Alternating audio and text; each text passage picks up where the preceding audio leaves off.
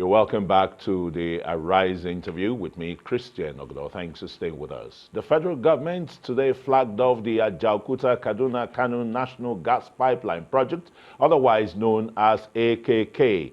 The 614-kilometre gas pipeline project was flagged off simultaneously in Kogi and Kaduna states in the ceremony that was observed by President Muhammadu Buhari through a video conference. The project is designed to create a steady gas supply network between the country's north and southern region. With an estimated cost of $2.8 billion, the government plans to expand critical infrastructure to promote the use of gas in the domestic market. President Buhari said it will provide gas with generation of power and gas-based industries, which will facilitate the development of new industries. Okay, I have the Senior Special Assistant to the President on Media and Publicity. Am I right? No, that's Public Affairs. That's Public correct, Affairs, yes. yeah. Right. Ajuri Ngelale. Very warm welcome to the program. Tell us, I mean, the significance of the program is in the public domain and the rest. And this is not only going to change the economic environment of the country, I mean, at completion, but as well as the environmental degradation of tree fallings and the rest, because gas will now be readily available to all homes. That's right. So thank you very much, first of all, for having me on the program. Import this AKK project, Ajuri to Kaduna to Kano gas pipeline, now brings into the nation's economic landscape is that it really completes the coverage, if you will, of the nation's gas pipeline network as envisaged in the Nigerian Gas Master Plan. What you'll have now is, of course, that this administration has been very adamant that we have to use our oil, the resources earned from oil revenue sales, from oil revenues to make sure that we push very aggressively into the non-oil sector. Gas is a major part of Mr. President's vision in doing so.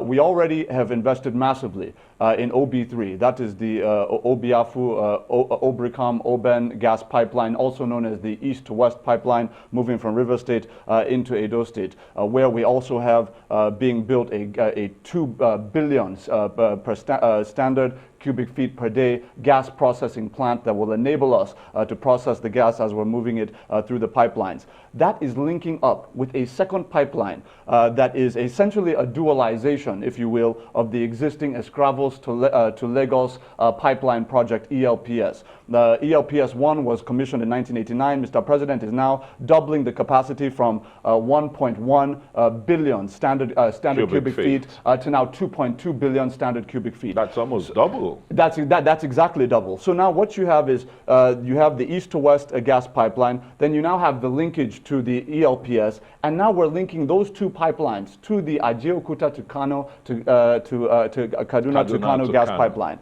The import of this now is obviously it is going to expedite very much so the industrialization of the northern region of the country. You're now going to have all of these moribund industries running from Ajuri, Abuja into Mina, through Mina into Kaduna, and then to Kano.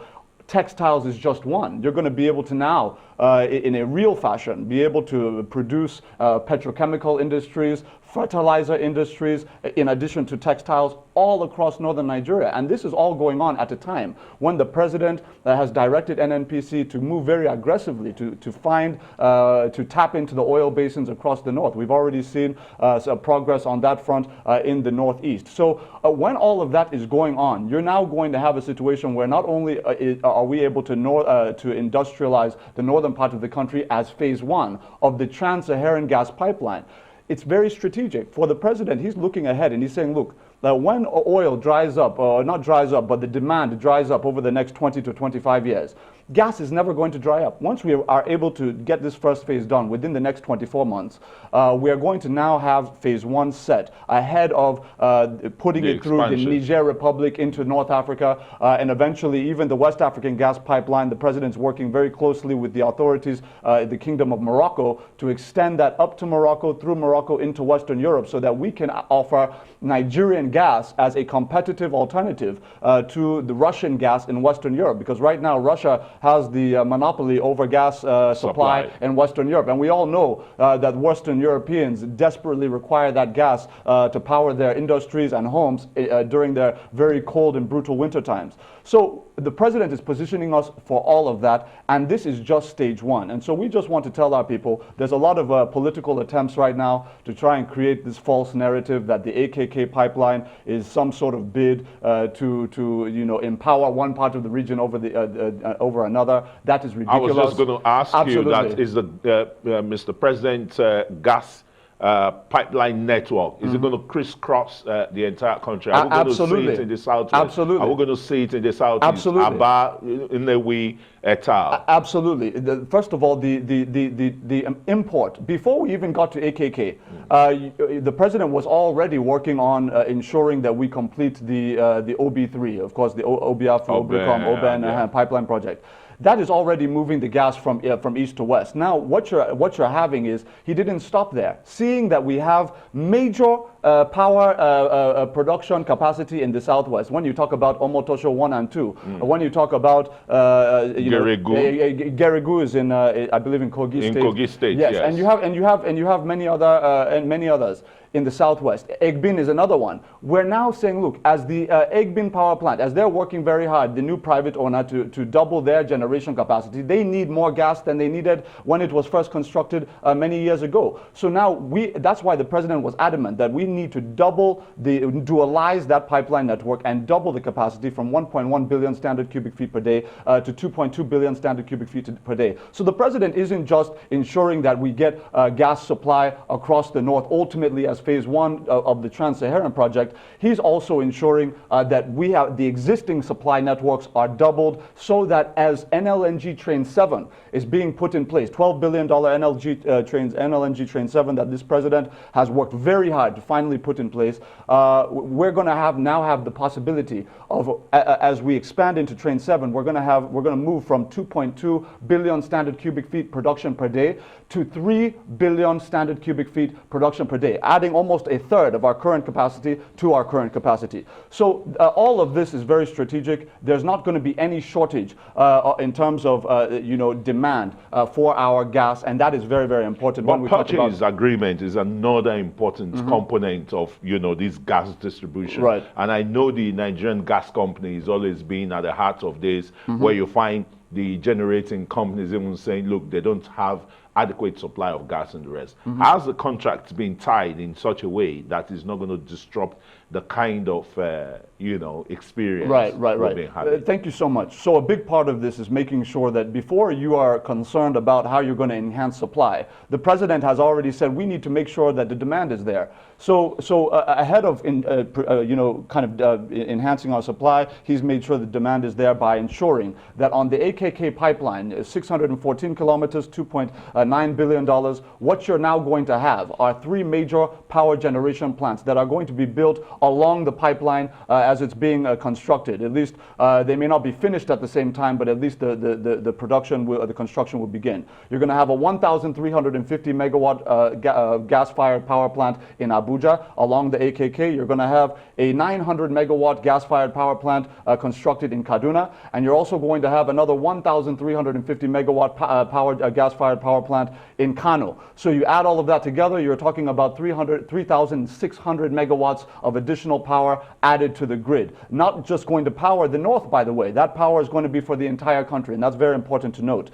So all of this is going on at a time when the president says, look, we are not just going to worry about making sure that we get gas into all of the regions. We also have to create a market for the allied industries. So we're talking about CNG being compressed natural gas, and of course LPG being liquefied petroleum gas. Many of our people are aware that LPG is used within cylinders for many homes in terms of cooking cylinders, but CNG is something we're very excited about, and it's part of the Nigeria Economic Sustainability Sustainability Plan which was developed by the Economic Sustainability Committee under the chairmanship of Vice President Professor Yemi Osinbajo. What that essentially entails is we are working very hard to partner with the private sector within this plan to across the nation, in the senatorial districts across the nation, construct in collaboration with the private sector CNG conversion points at which Nigerians will be able to bring new cars and even tokumbos to these CNG conversion plants to essentially convert their cars from being PMS compliant to being CNG compliant. And the import of that is at a time when we have deregulated totally the downstream petroleum sector and PMS is going to be dictated by market forces in the international oil price. Our people desperately need an alternative that is cheaper, and CNG is going to be up to 50% cheaper per fill-up as opposed to PMS. And so we're doing that on the front side. And on the back side and on the front side, we're working with marketers, including the NNPC, to ensure that our filling stations, NNPC filling stations, and the major marketers across the country are going to have CNG filling points at all of these filling stations. So not only will you have CNG compliant vehicles, but you're also now going to have the supply there amongst these filling stations. What year is the country looking at having a CNG compliant vehicles?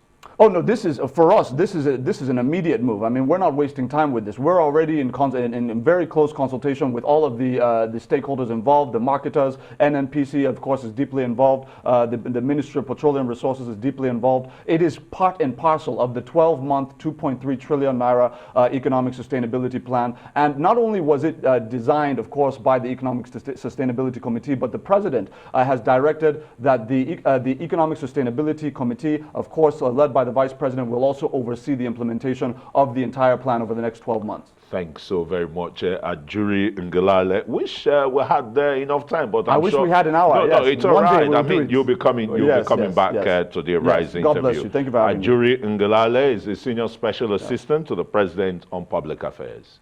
Thank you. Well, that's it for this edition of the Rise interview. Do join us again tomorrow from me and the entire team here in Abuja. Goodbye, and thanks for watching.